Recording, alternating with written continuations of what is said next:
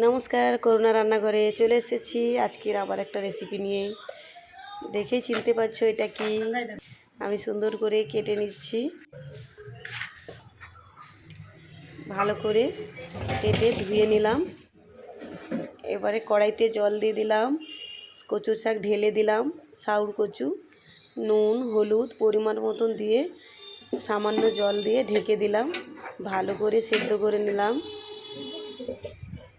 এবারে সেদ্ধ হয়ে গেছে, আমি ছাঁকনিতে ছেঁকে নিলাম।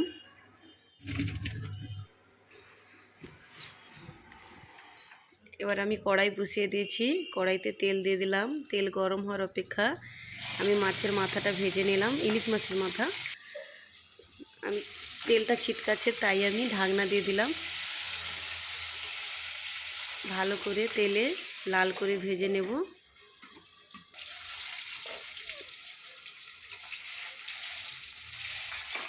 দেখতে থাকো কেমন রান্নাটা করছি। সবাই তো বাড়িতে রান্না করো, আজ খুব সাদা মাঠা রান্না করলাম। সুন্দরভাবে ভাজা হয়ে গেছে, আমি মাছটা নামিয়ে নিলাম।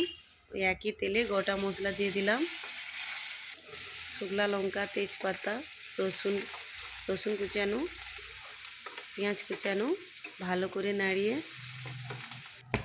পরিমাণ মতন আদা বাটা ভালো করে নাড়িয়ে নিলাম। বাকি সব মশলা এক এক করে গুঁড়া মশলা, হলুদ গুঁড়ো, লঙ্কা গুঁড়ো, জিরে, ধনে, স্বাদ ব্যালেন্স করার জন্য চিনি সামান্য, আর ওই মাছের মাথাটা ভেঙে দিয়ে দিলাম খুব ভালো করে, যাতে শাকের সঙ্গে মিশে যায়, খেতে খুব ভালো লাগে, মুখে আসে। আমি শাকটা ঢেলে দিলাম, ভালো করে স্বাদ মতন লবণ দিয়ে দিলাম, ভালো করে নাড়িয়ে নিচ্ছি। এধার ওধার এপিট ওপিট করে নাড়িয়ে নিলাম। দেখো